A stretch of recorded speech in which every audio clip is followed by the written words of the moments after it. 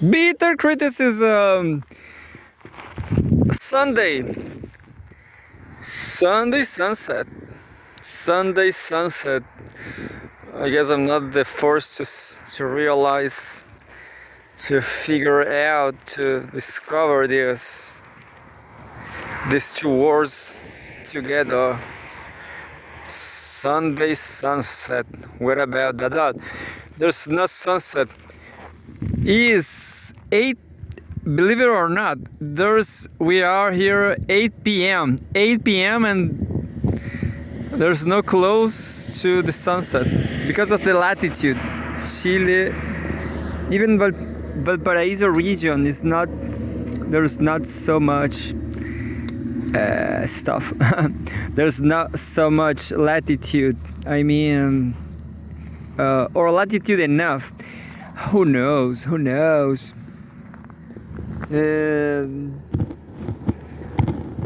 What I mean is,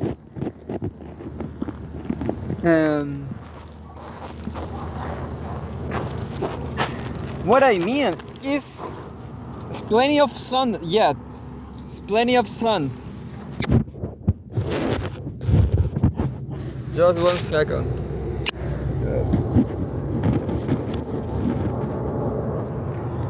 Yeah, so bitter criticism, reading,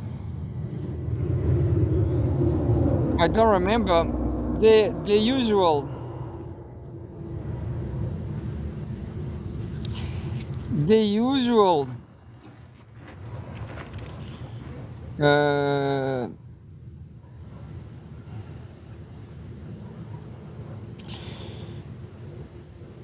I guess it's the genocide dossier, yeah.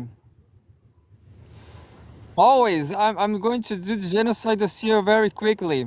Very, very quickly. Al Jazeera, beautiful logo on the app. Live updates, Biden-Trump officials push for Gaza ceasefire as Doha talks to continue. White House says Israel-Hamas very close to agreement. Trump team threatens more violence in Gaza if no deal reached. By Joseph Stepansky, Niels Adler, January 12, 2025. Updated a day ago. Summary. First, a White House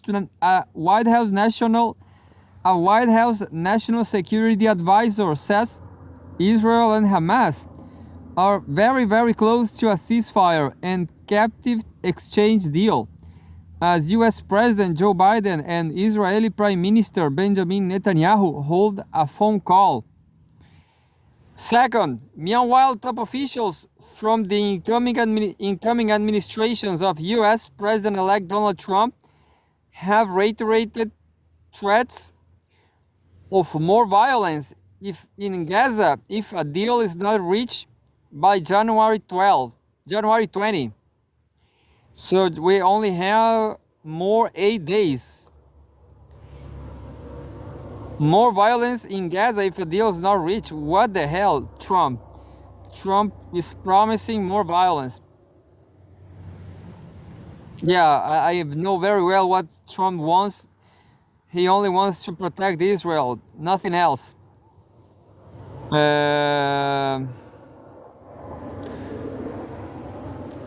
Well, Israel doesn't need protection, you know. Anyway, this subject is so dire. It's so negative for my brain, for my eyes. Have reiterated threats of more violence in Gaza if a deal is not reached by January 20, when Trump takes office. U.S. Vice President-elect J.D. Vance says Trump could enable the Israelis to eliminate the last remnant of Hamas and its leadership, end quote, if a deal is not reached. Meanwhile, Israel's negotiating team will stay in Doha, Qatar, as talks continue tomorrow. 3. Gaza's Palestinian Civil Defense Agency says Israel killed at least 70 Palestinian children in the last 5 days as an Israeli strike on a school sheltering forcibly displaced Palestinians in North Gaza's Jabalia kills at least 8 people, including children. Fourth, Israeli forces have launched more attacks on southern Lebanon, even as the Lebanese army progressed with its deployment in multiple areas as part of a ceasefire agreement between Israel and Hezbollah. And fifth, Israel's genocide in Gaza has killed at least 46,565 Palestinians and wounded. I guess Wafa News says it was 48,000, but it's terrible anyways. And well, Al Jazeera is saying, and wounded 109,660 since October 7, 2023. At least 1,139 people were killed in Israel during the Hamas-led attacks that day, and more than 200 were taken captive. What I know is that Israel also has a lot of hostages, captives, and they just let the Palestinians in captivity just perish and die. Sunday 12, 6 minutes ago. Here's what happened today. This live page will soon be closed. Here's a recap of today's events. First, Israel strikes continue across Gaza with attacks near Gaza City, Nuseirat, and Bureij. Second, Gaza Civil Defense has said 60 children have been killed in Israeli strikes over the last 5 days.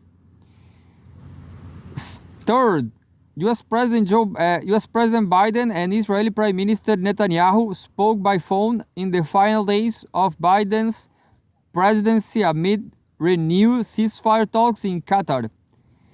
Fourth, Vice President-elect J.D. Vance has said that Trump will, quote, enable the Israelis to eliminate the last remnant of Hamas and its leadership, end quote, if a deal is not reached before Trump takes office on January 20. And fifth, the last one, more Israeli strikes have been reported in southern Lebanon in the latest apparent violation of the ceasefire agreement between Israel and Hezbollah. And that was the summary, but let's see the little articles. Sunday, January 12, 21 minutes ago. Photos. Live in a cemetery torn camp. Such a gross, isn't it? Such a symbolic. I'm going to print this. Definitely. This is barely. I barely remember something like this so iconoclastic. You know, this is the extreme situation. I'm nihilist. I don't care about nothing. I definitely can camp in a cemetery. I'm not satanist. I'm atheist, nihilist. I don't care, you know. I will think about biological contamination regards something like that.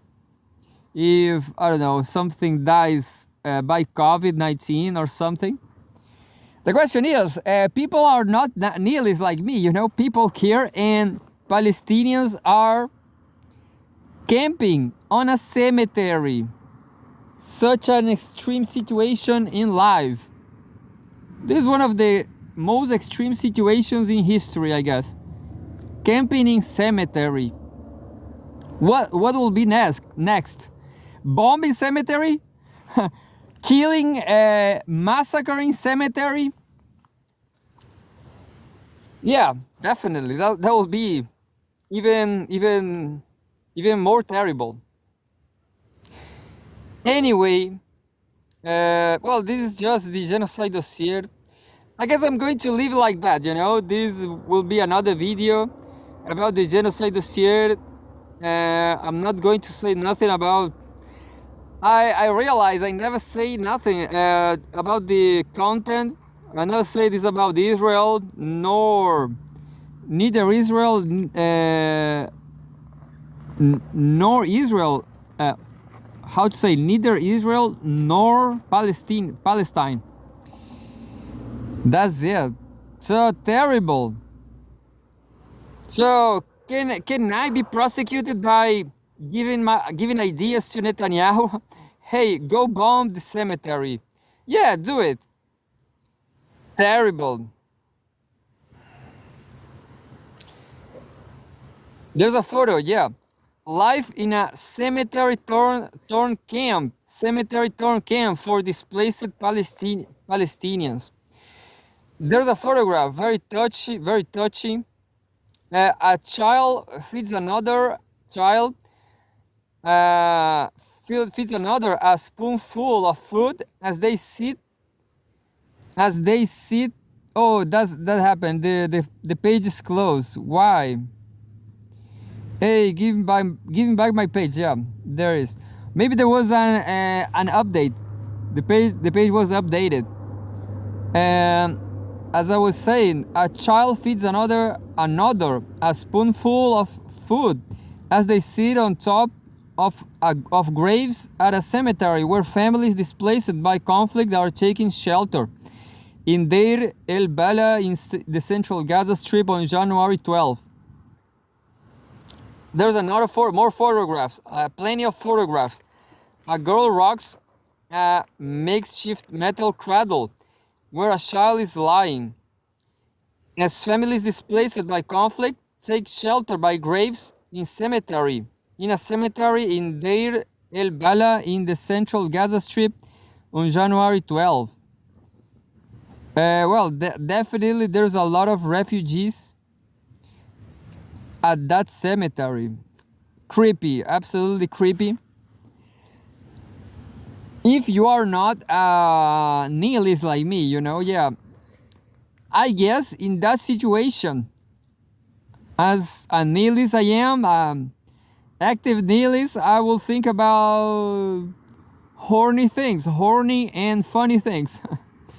Horny and funny things, like, I don't know, romance, some kind of romance, and with some beautiful, who knows, thinking about some joke, you know. Yeah, I guess I'm positive. Well, but this situation is just too much. I definitely will, I guess anybody, they will behave just like Palestinians, you know, exterminated, massacred.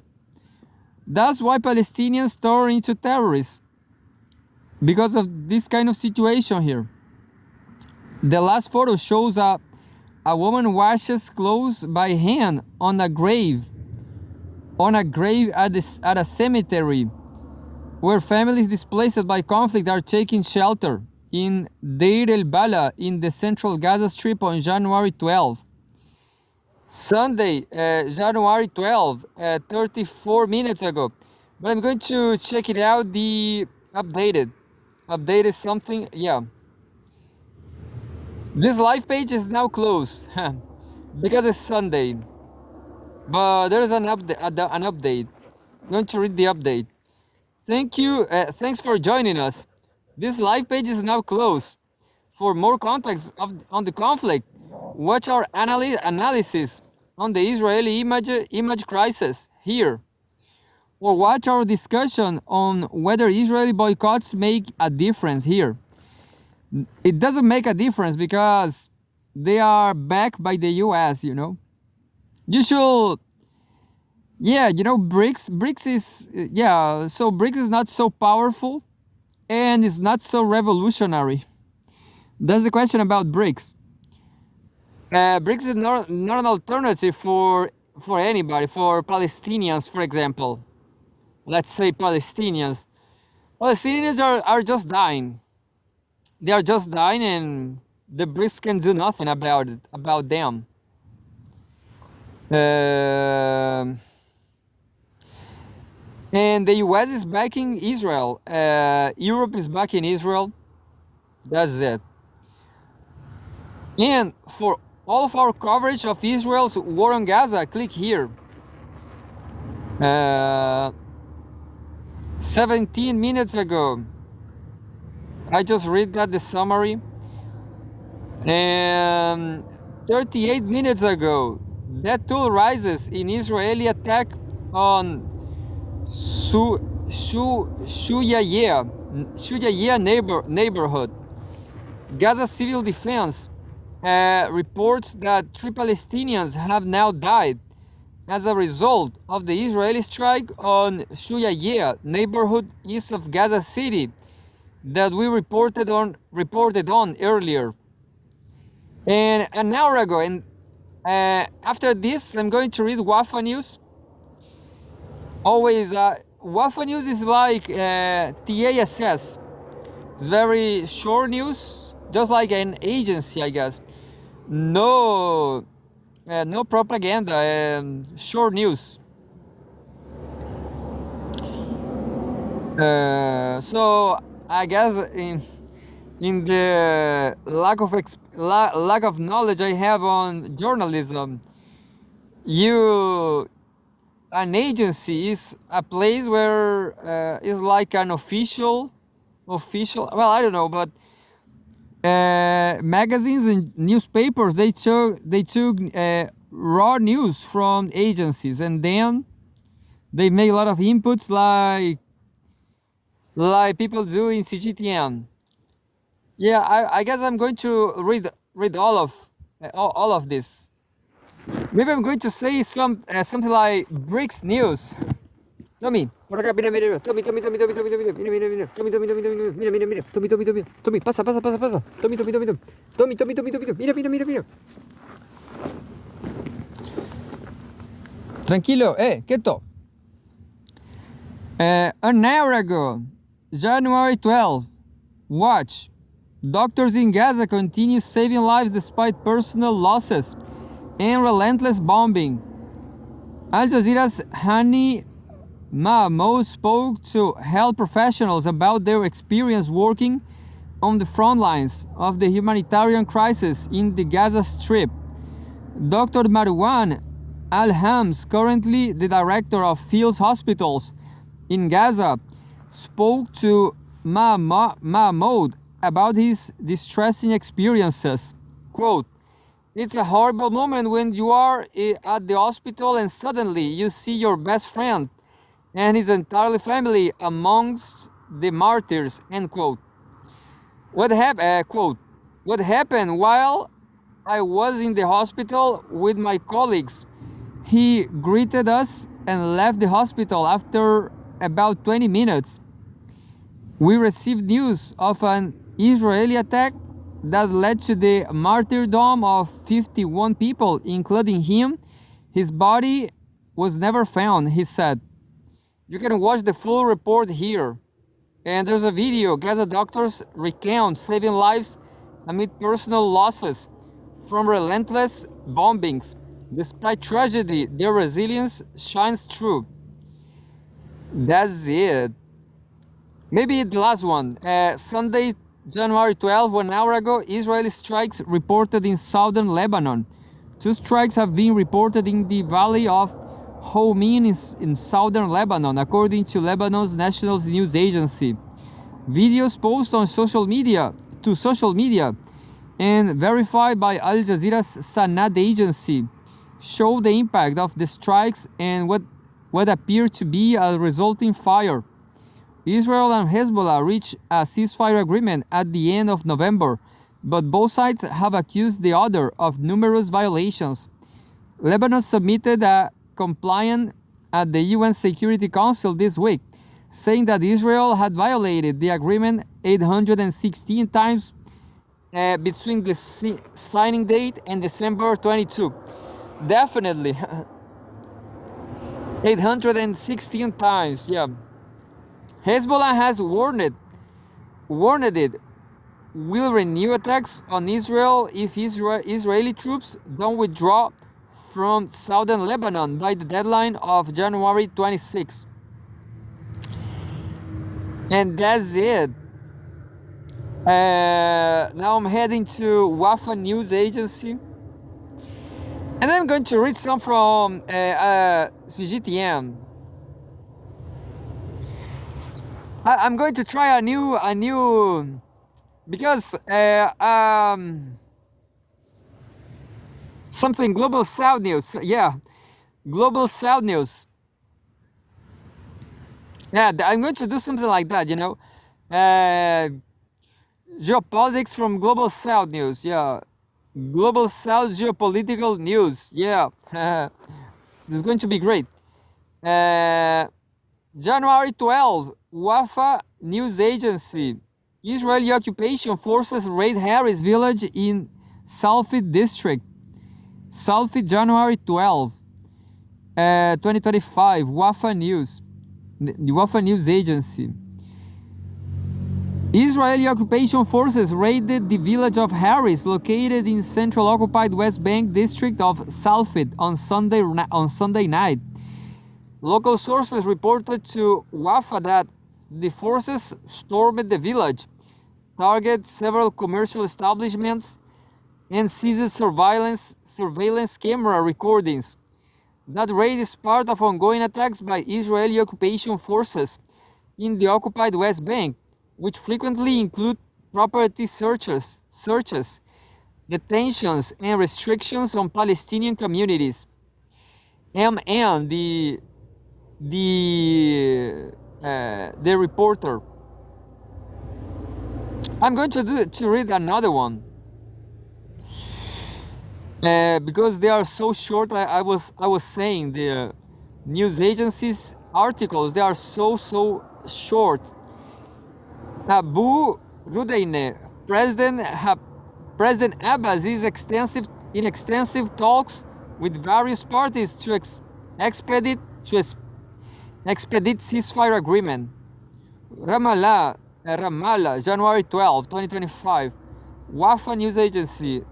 Nabil Abu Rudaine, spokesman for President Mahmoud Abbas, stated today that the Palestinian leadership has been working tirelessly since the onset of the Israeli aggression on Gaza to halt the bloodshed and spare the Palestinian people from the horrors of the war, including death, destruction, and displacement. Abu Rudaine emphasized that President Mahmoud Abbas is conducting extensive communications and meetings with various Arab and international parties to expedite a ceasefire agreement that will bring about an end to Israeli aggression. These efforts aim to implement international resolutions, including UN Security Council Resolution 2735, which calls for an immediate ceasefire, the delivery of urgent humanitarian aid to Gaza, the complete withdrawal of Israeli forces from the area, and enabling the State of Palestine to assume full responsibility in Gaza.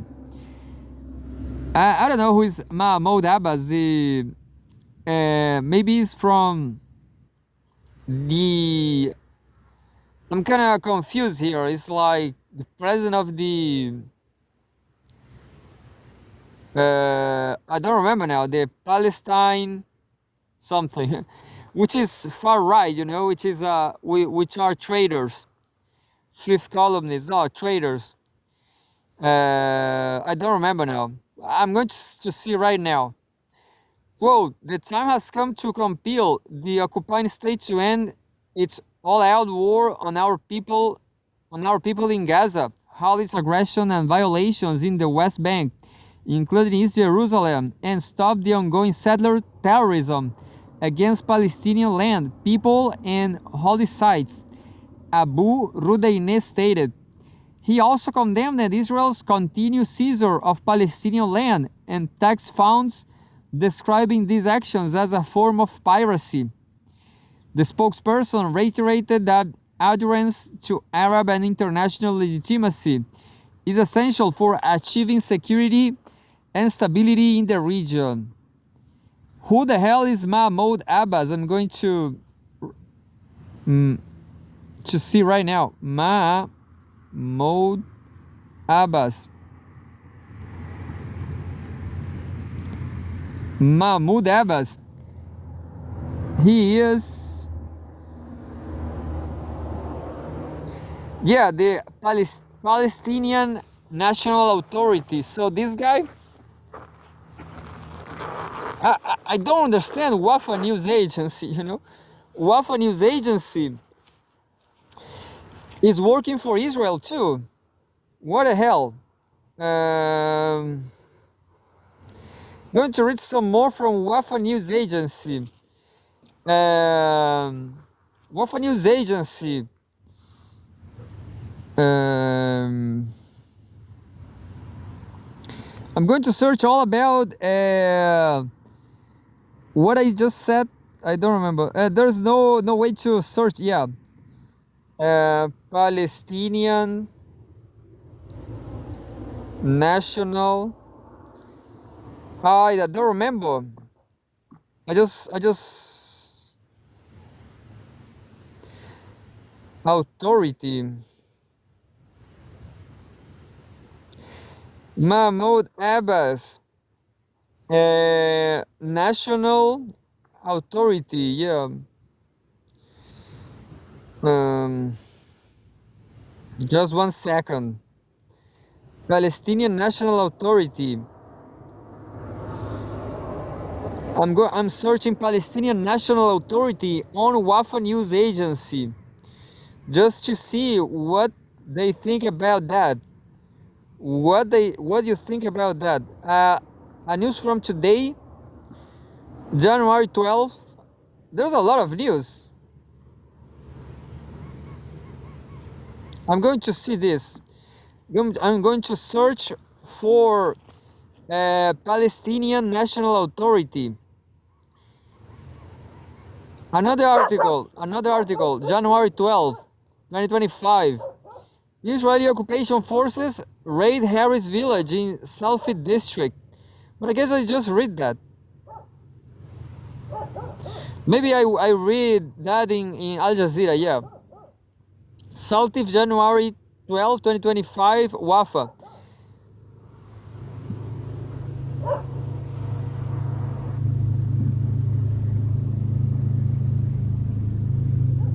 Oh, they are not talking about Palestinian National Authority.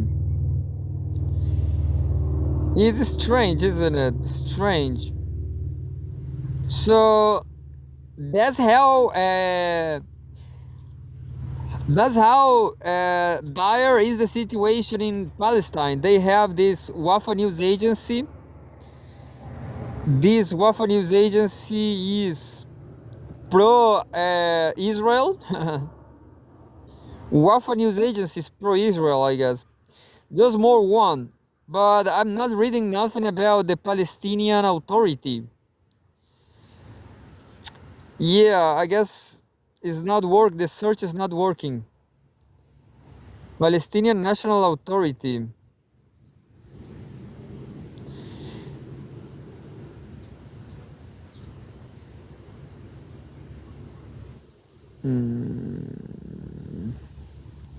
The last one. I'm going to search if it's correct. The term is Palestinian.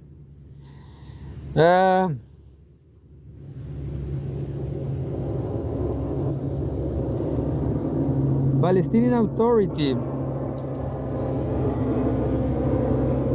The Fatah-controlled government body that exercises partial civil control over Palestinian enclaves.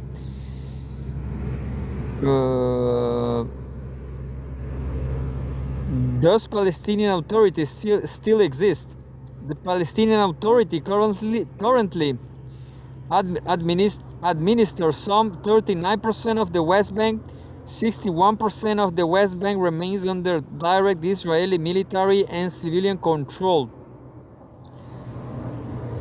East Jerusalem was unilaterally annexed by Israel in 1980, prior to the formation of the Palestinian Authority since 2007, Gaza has been governed by the Hamas government in Gaza.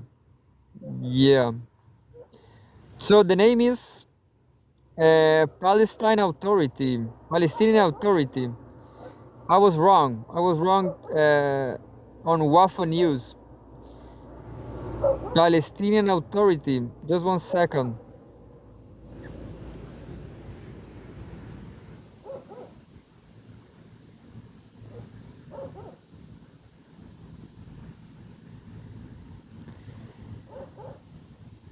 And this is the very last one.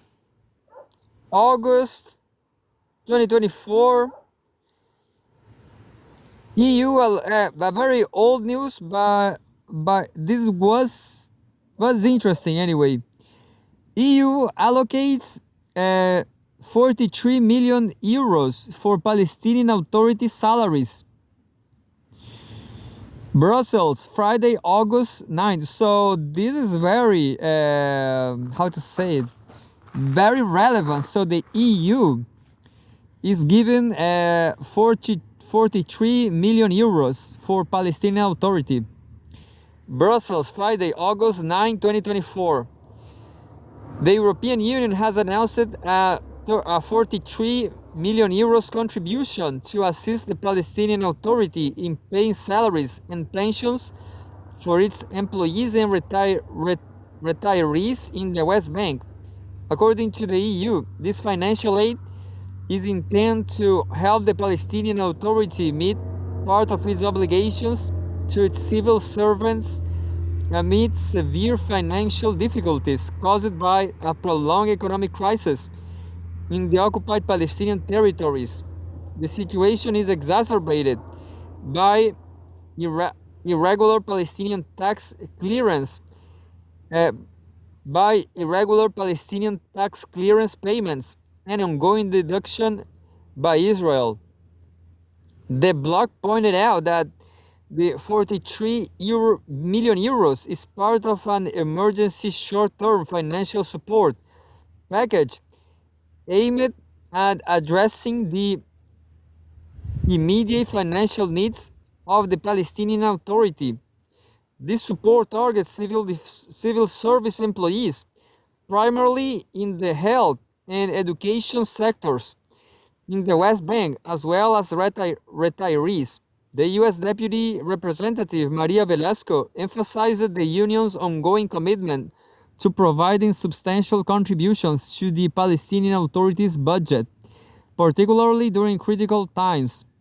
She stated that, quote, "The EU continues to provide significant support to help